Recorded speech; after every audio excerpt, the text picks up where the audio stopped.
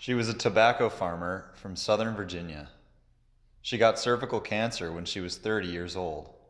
Before her death, a doctor at Johns Hopkins took a piece of her tumor without telling her. He sent it down the hall to scientists there who'd been trying to grow cells outside of their host environment for decades without success.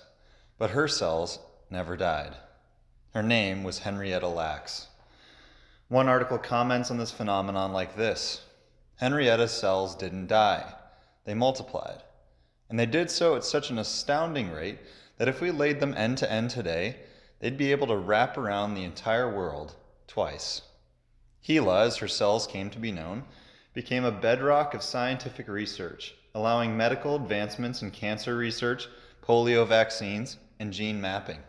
Her cells even beat Neil Armstrong to the moon, as they were sent there to see how human cells would respond to space travel. Henrietta's cells were given out freely to scientists all over the world.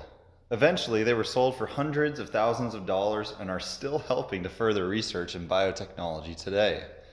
Unfortunately, Henrietta's family hasn't directly profited from the sale of her cells. In fact, they weren't even aware they existed until years after Henrietta's death, which breeds so many questions with regards to how tech has allowed humanity to benefit from them. The fact is, through technology, in some sense or another, Henrietta lives on. We have to face the truth. There are human beings behind every biological sample used in a laboratory. The truth about science and technology is that there are human beings behind it all, and sometimes even with the best of intentions, things go wrong. Once again, there are so many ethical questions to wrestle with in the case of Henrietta Lacks and her immortal cells. One article articulates them like this: should we allow doctors to experiment on cell samples without her consent? Should a family be compensated when these samples are sold for profit? So I ask, what makes the use of technology in the realm of biology ethical and biblical? I think for us, Henrietta's story begs the question: what does it mean to be human? What does it mean to be created in the image of God? How far should humanity take technology? And how far should technology take humanity? Abraham Lincoln once observed that, quote, all animals labor, but only human beings improve their workmanship by way of discoveries and innovations, close quote.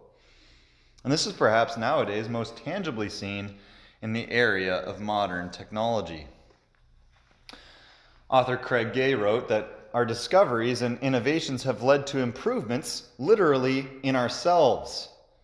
Seems that the uniquely human way of being in the world is inextricably linked with technological making, close quote.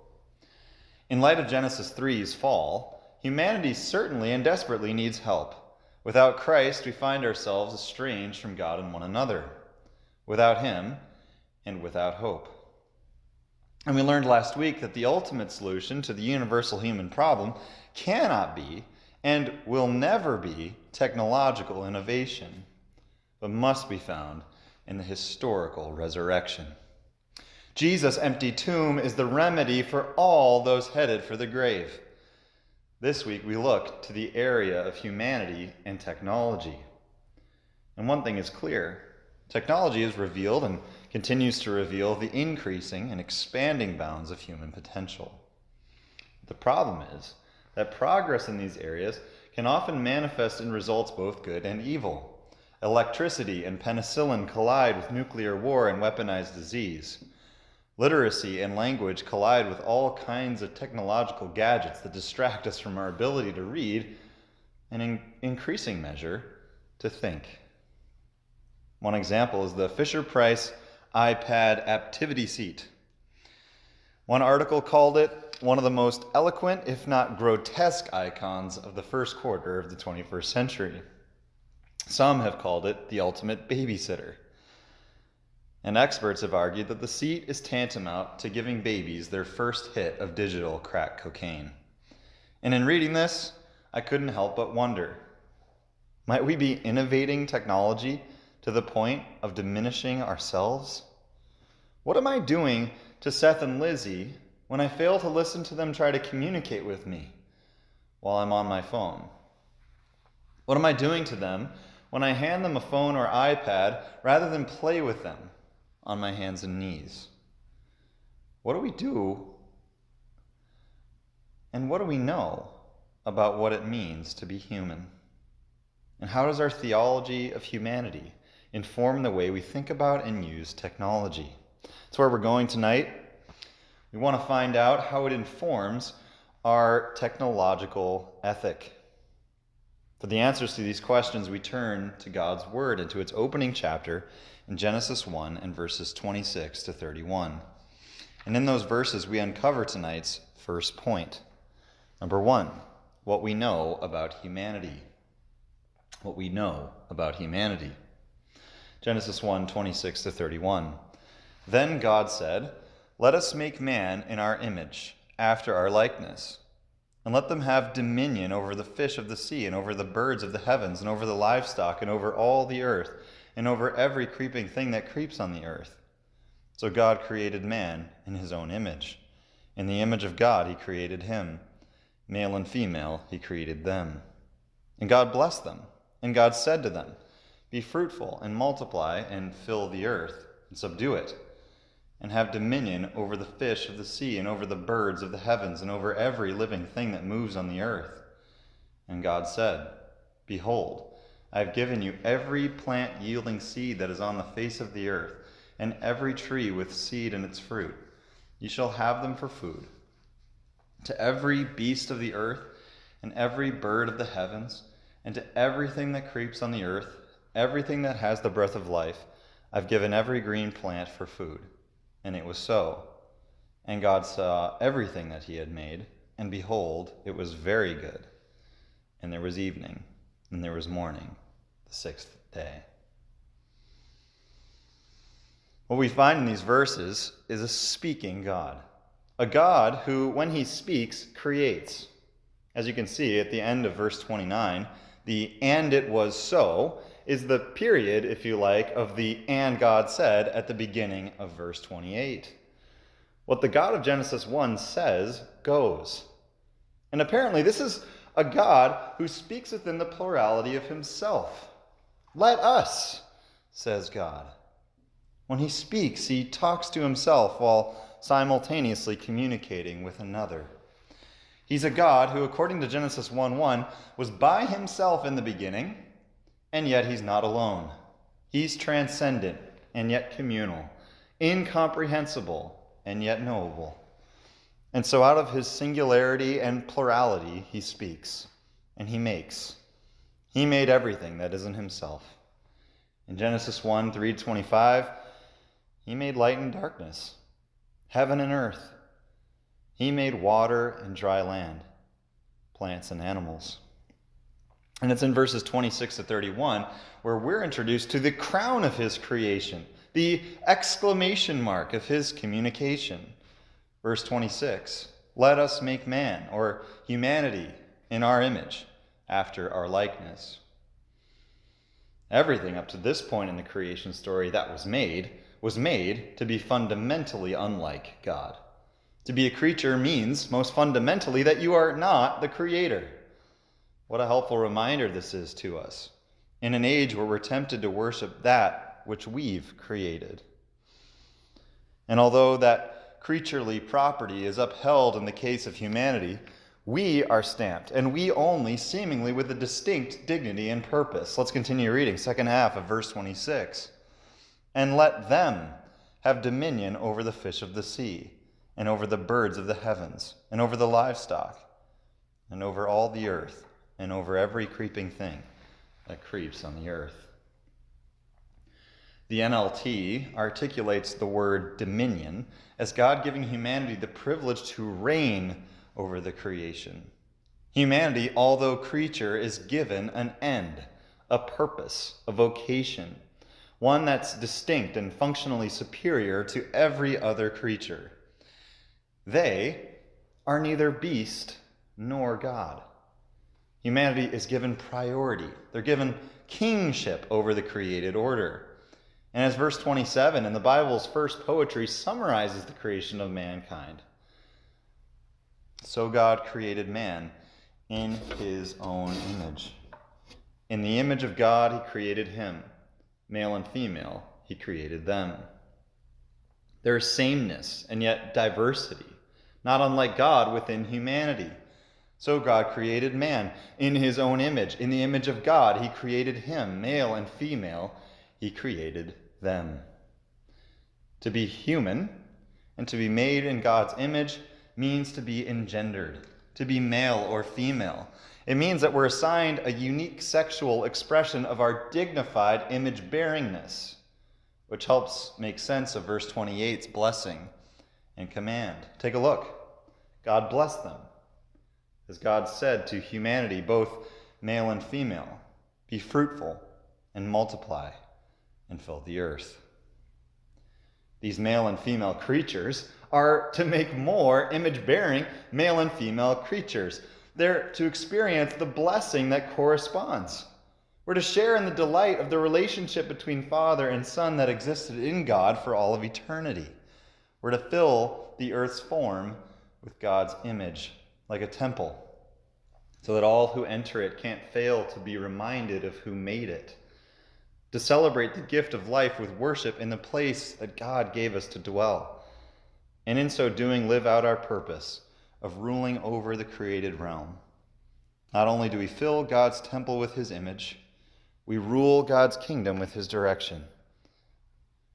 And not only does God speak, but he sees. As we read verse 31, and God saw. He saw everything he had made, and behold, it was very good. There is one speaking God, who when he speaks, creates. And he saw fit to create creatures who bear his image and receive their purpose, dignity, and end from their likeness to him. And he saw that it was all very good.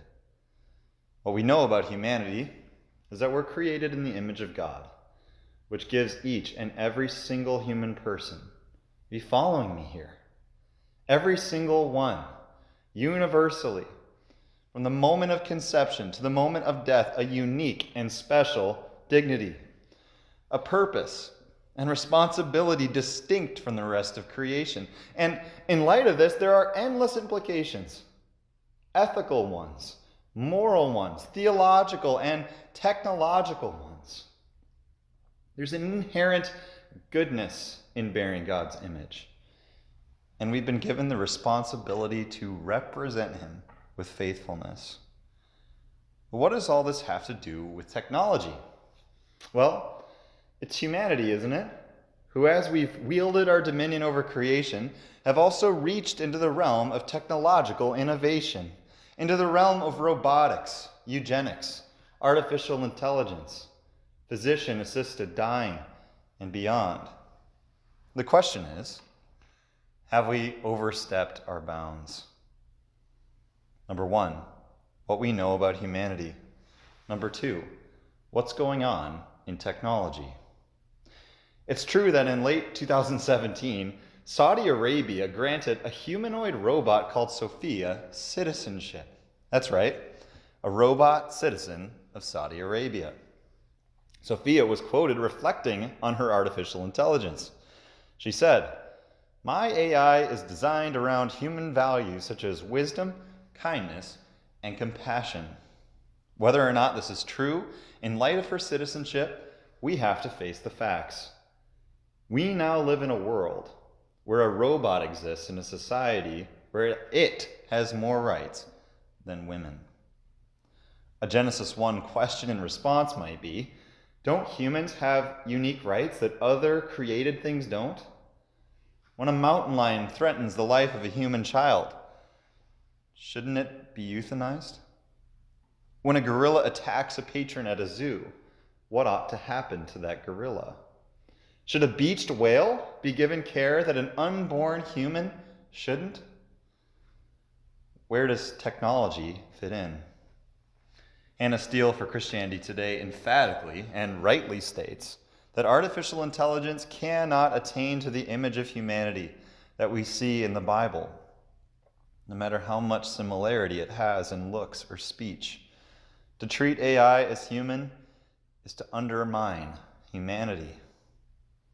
Loved ones, this helps us process some of the developments, not only in technology, but also in the developments in how the world is embracing it. One article in the New York Times entitled, "Do You Take This Robot?" articulates the reality that, quote, "Today we fall in love through our phones. Maybe your phone itself could be just as satisfying," close quote. It's fair to say that humanity has an affinity for images, perhaps because of the fact that we are image bearers. But in that same New York Times article, human love for images reaches a shocking extreme. Quote, "When Akihiko Kondo, a 35-year-old school administrator in Tokyo, strolled down the aisle in a white tuxedo in November, his mother was not among the 40 well-wishers in attendance. For her, he said, it was not something to celebrate.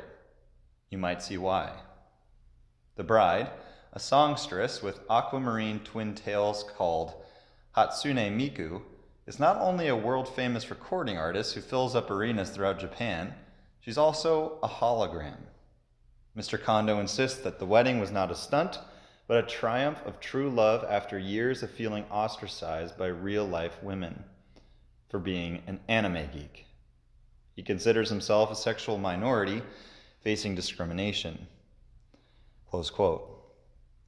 In the beginning, God created marriage. He created it, so he had the right to define it. And he defined it as being a sanctified union between one man and one woman, two image bearers, not one image-bearing man and one image bearing the likeness of humanity. But those who bear God's image have fallen so in love with the idea of image that technology has allowed us to marry it. Kondo said that, quote, "It doesn't have to be that a man and woman marry, bear children, and bring them up. To be bound to that template of happiness wouldn't necessarily make you happy. I believe we must consider all kinds of love and kinds of happiness. We can't touch or hold a conversation with a virtual character yet, but I think it's just a matter of time before technology allows us to do so. The good thing about virtual characters is they don't die or age." That statement, friends, is simply everything but morally neutral. He's doing profound theology. And I hope you're already doing your investigative assessment of it. And I trust that part of your analysis will be to ask, on what authority does he come to such a conclusion? On what basis does someone define what's right or wrong when it comes to technology? Kondo is apparently finding an alternative solution to what happens in Genesis 3's fall by creating his own technological fabrication of what happens in Genesis 2's wedding. How do we develop an ethic along these lines? Where does the creating, speaking God of the universe fit into all of this? Or has tech made him obsolete? The fact of the matter is, technology hasn't only bled into the realm of marriage, it's also bled into the realm of procreation. As our films depict ectogenesis, cloning, posthumanism, which is all very interesting in light of the pattern we unpacked in Genesis 1. Secular scholar at Johns Hopkins University speaks into the issue of eugenics in his book, Our Posthuman Future. He writes, quote, "Genetic engineering sees a human being not as a miraculous act of divine creation, but rather as the sum of a series of material causes that can be understood and manipulated by human beings." Which makes a lot of sense out of what he goes on to say here. Quote, "In the future, we will likely be able to breed human beings just as much as we breed animals, only far more scientifically and effectively, by selecting which gene we pass on to our children." Close quote. Technology theoretically has the power to eliminate all of the undesirable qualities that parents fear their children might have. An expression of this worldview occurred in 2017 when inmates of a Tennessee county jail were offered reduced jail time if they voluntarily agreed to get a vasectomy. It could save cash if we eliminate the incarcerated rather than imprison them. Margaret Sanger, founder of Planned Parenthood, wrote a book called Woman and the New Race. And in the book, Sanger included the following rather shocking statement: no more children should be born when the parents, though healthy themselves, find that their children are physically or mentally defective. Planned Parenthood was founded upon the philosophy of eugenics, which teaches that selective breeding among humans would and should eventually eradicate undesirable physical traits in them. It's this kind of utilitarian worldview that rails against the worldview of Genesis 1. It's this kind of worldview that expressed itself so violently during the Holocaust. In 1942 to 45, German scientists used the modern technology of their day to carry out so-called freezing experiments on prisoners to find an effective treatment for hypothermia. They conducted high-altitude experiments on prisoners to determine the maximum altitude from which crews of damaged German aircraft could parachute to safety. It was said that much of this research was intended to establish Jewish racial inferiority. Without the doctrine of the image of God, humanity has and will continue to go to the extent of eliminating all human life it deems unworthy of it. And we're well on our way to using technology en route. One article posted on the Gospel Coalition, and I find it painful to read this. It stated that today, the most common and widely accepted form of eugenics is the aborting of children who have genetic defects such as Down syndrome. Approximately 67% of prenatal diagnoses for Down syndrome result in an abortion. Abortion after prenatal diagnosis has reduced the population of individuals living with Down syndrome in the United States by approximately 30%. It's clear that advances in technology have led to developments that functionally reject the essential truth of humanity bearing the image of God. All of humanity. That each and every single human individual has equal beauty, dignity, and value. Praise God for the Bible and what it says about us. As Psalm 8 so clearly states, that God is mindful and cares for humanity. The world today is embracing technology that functionally rejects the exclusivity of marriage between one human man and one human woman. Technology that expresses discontent with God's design for procreation and human flourishing. As I said last week, I never want to give off the vibe that technology is the human problem. I simply want to shine light on the fact that humanity has the responsibility to steward it in light of God and His revelation. You simply need to know the kind of power you hold in your hand when you scroll through the social media behind the screen of your phone. You're taking in theology, which is building your ethic. I want to suggest that technology ought to assist in the mandate articulated in Genesis 1 and 2. The mandate articulated in Genesis 8 and again in chapter 9 and again in chapter 35, that we ought to have dominion over all the earth, that we're to be fruitful and multiply and fill God's world with God's image. The creation must not have dominion over us, nor should our technology. But instead, many thousands of years later, rather than embracing God's design purpose for humanity, we are trying to escape our human condition altogether through technology. In his book, Beyond Humanity, Earl Cox suggests that technology will soon enable human beings to change into something altogether, and thereby escape the human condition. Humans, he continues, quote, may be able to transfer their minds into new cyber systems and join the cyber civilization, ensuring an eternal existence, close quote. He's making an unabashed bid for eternity via technology. But Christians need to remember that eternity has already been purchased for us. No technological bidding necessary. O sing of my Redeemer. With his blood he purchased me. On the cross he sealed my pardon, paid the debt, and made me free. What we know about humanity, what's going on in technology, and third, what should we think about it all? It's not my aim, my goal, or even my job necessarily to tell you all what to think, but to expose you to what God thinks and says for you to form your ethic accordingly.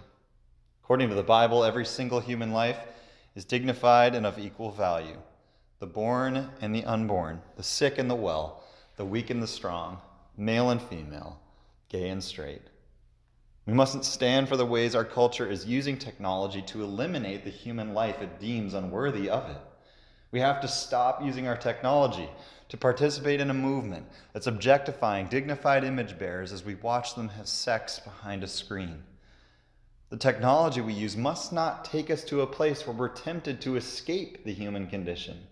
Instead, we're given the opportunity in the gospel to embrace our humanity and place our eternal trust in the true and better image of God. Apostle Paul tells us in Colossians 1 that Christ is the image of the invisible God. He says that all things were created by him, through him, and for him. And he doesn't stop there. Not only is this Christ the creator of all things, but he has a way of making his fallen creation right. Paul goes on to say that it's through him that God was pleased to reconcile to himself all things, making peace by the blood of his cross. It's not good news to consider escaping humanity through technology, because we've realized that tech is unable to save us. But it is good news to think of God reconciling humanity through his Son. Jesus hung dead on a piece of Roman torture technology that we might indeed live forever.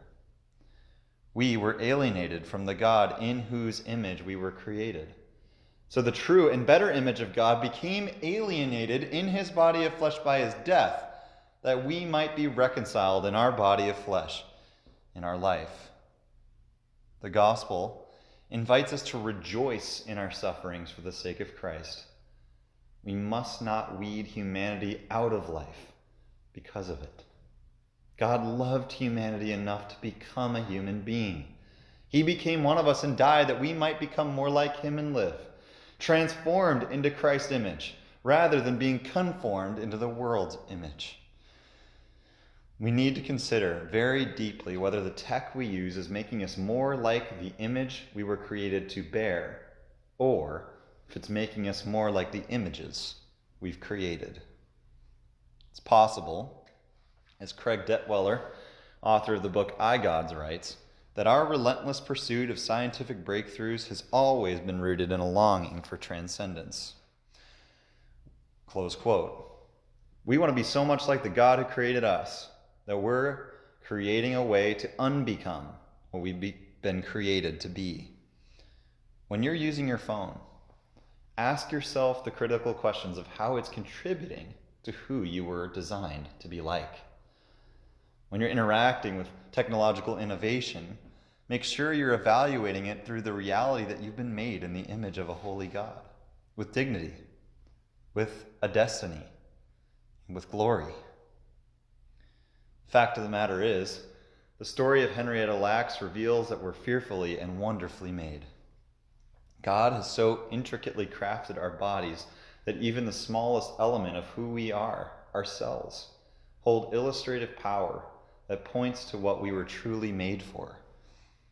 We're given, as Calvin puts it, God's peculiar and tender care. We're created in the image of an invisible God. And Henrietta's cells scream that death isn't the end of the story, that life doesn't end in death, that we have a purpose beyond ourselves, that every human life matters. Let's pray.